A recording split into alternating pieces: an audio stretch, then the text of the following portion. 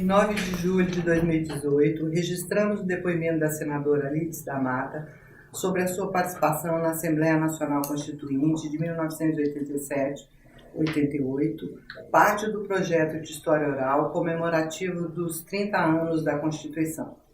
Participam da gravação os servidores Virgínia Malheiros, Tânia Fusco, Ricardo Movis, Rafael Silva e Amaral Neto. Senadora, até a Constituinte de 1987-88, só uma mulher havia participado da elaboração de um texto constitucional, a Carlota Pereira de Queiroz, em 1934. Em 87, entre 166 candidatas, 26 foram as eleitas deputadas federais, representando 16 estados.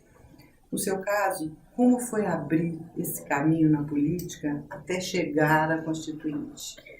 Olha, eu diria que foi um caminho até rápido, mas essa foi a característica de quase todas aquelas que foram eleitas naquele período. Nós saímos de uma ditadura militar. Então, os movimentos que integraram a luta contra a ditadura militar era composto de pessoas da sociedade civil como nós, né? Como eu, que fui estudante, líder estudantil, fui eleita vereadora em Salvador e no meu mandato de 6 anos, no 4º ano, eu fui eleita deputada federal constituinte. Outras nunca tinham sido candidatas sequer a qualquer cargo público, não tinham sido vereadoras, não tinham sido deputadas, vieram diretamente, se candidataram através do desejo de participar daquele momento e representando também o desejo das mulheres de ter a sua presença. Nós fizemos uma campanha intensa, uma campanha que foi marcada pelo Conselho Nacional dos Direitos da Mulher, no Brasil inteiro, que convocava Constituinte para valer, tem que ter palavra de mulher. E assim foram, digamos assim, mobilizadas as forças nos estados. E nós elegemos mulheres de 16 estados com perfis diferenciados, com, digamos assim, ideologias diversas e, principalmente, eu diria que com uma busca única de representação da mulher.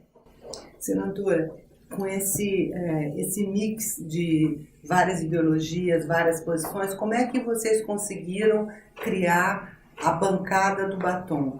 E como é que vocês atuaram como bancada do batom? A bancada do batom surgiu como decorrência já de duas coisas.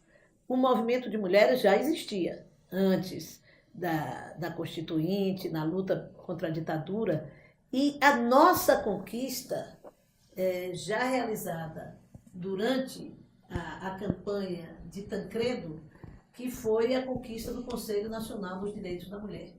O Conselho foi para nós a união de todos os movimentos e a concentração de esforços. E algumas entidades feministas que foram responsáveis por esse processo de luta também, conosco, com os partidos políticos, com os movimentos independentes, chamados autônomos de mulheres, que se articulavam em torno do Conselho da Mulher,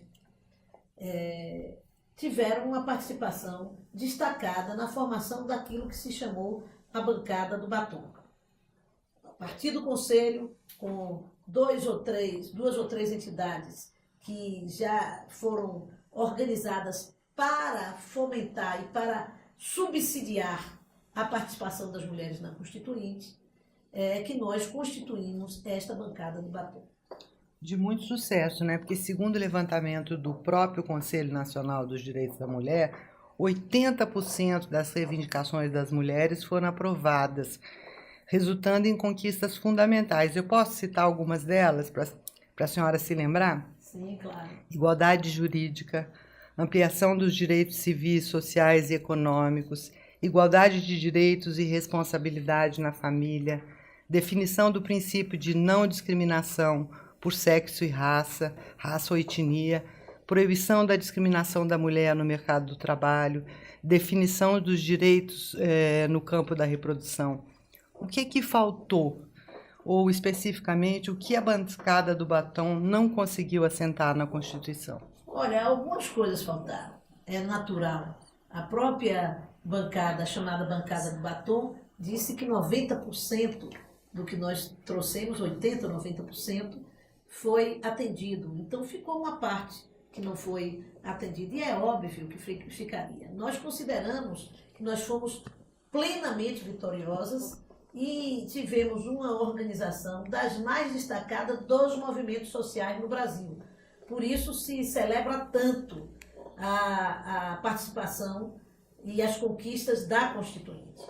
A própria ideia de uma bancada do batom já foi uma resposta ao tom jocoso como nós fomos tratadas no processo eleitoral e no momento em que nos constituímos 26 deputadas federais constituintes.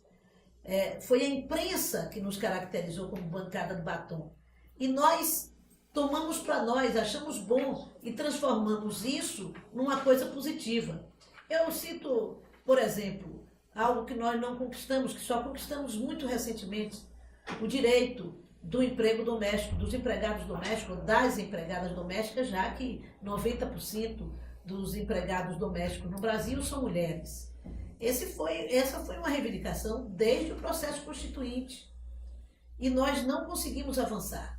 Conseguimos estabelecer apenas, se não me engano, estabelecemos uma parte dos direitos, mas não o conjunto dos direitos que todos os trabalhadores têm no nosso país e que consolidaram através da Constituição de 88. Não é?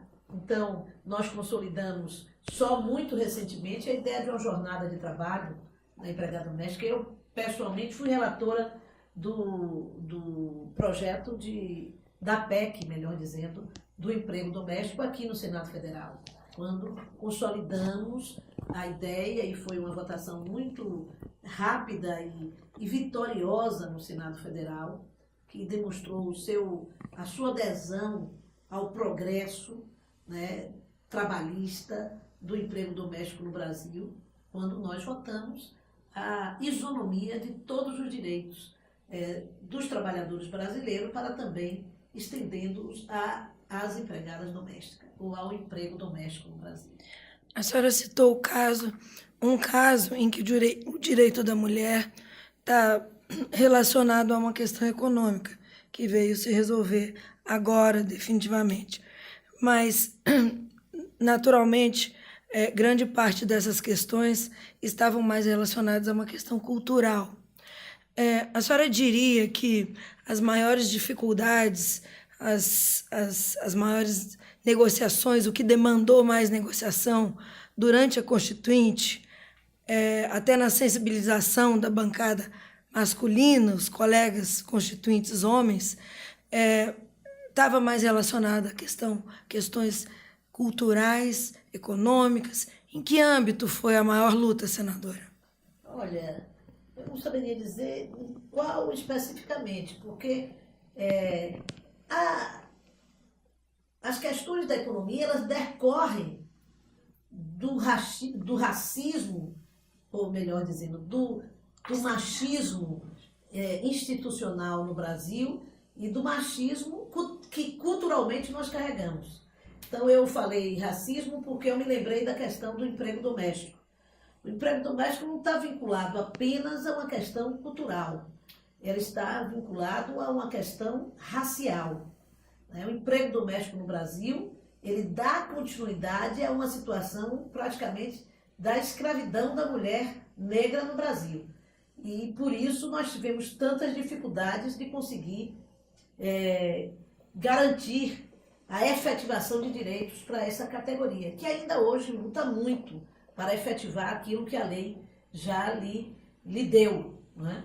No que diz respeito às mulheres, no geral, as dificuldades foram de todas as ordens, né? Desde do machismo que aparecia quando nós, mulheres, viemos para cá e a imprensa começou a nos tratar de maneira singular, de maneira a destacar aspectos das características de cada uma.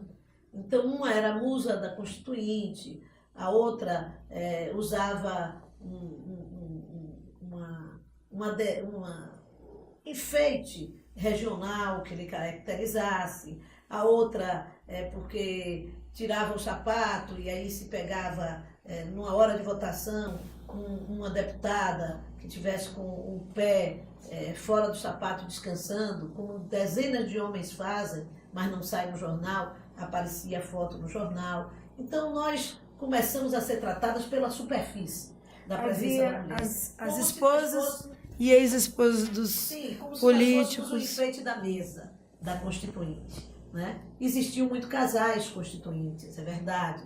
Senadores constituintes com mulheres constituintes. Até o caso de 2 deputados, um casal deputado, que foi de lá de Rondônia, se não me engano, os 2 deputados, ex-governador e sua esposa, os 2 foram deputados federais constituintes.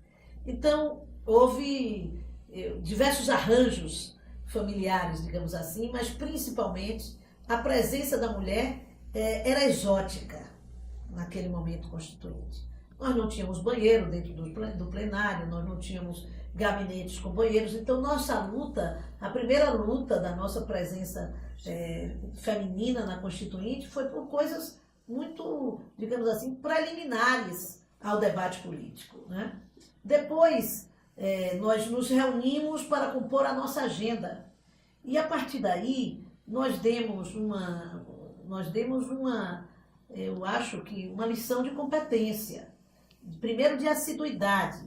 A presença das mulheres nos debates constituintes é uma presença muito alta.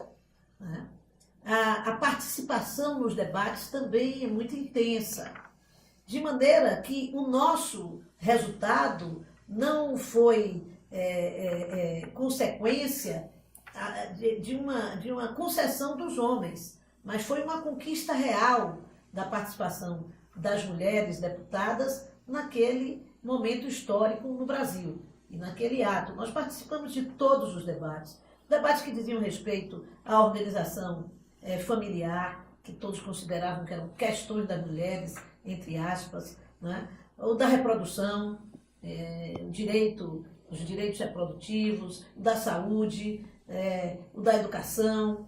Nós participamos também da discussão sobre reforma tributária, da discussão sobre economia, da discussão sobre propriedade da terra, da discussão sobre a propriedade privada, da discussão da segurança nacional, do sistema político, eleitoral. Então, nós não aceitamos que nos restringissem àquele ambiente que uma parte dos homens queriam, ou mesmo da sociedade conservadora queria, que era que nós nos limitássemos a tratar do que os homens consideram que sejam as nossas questões.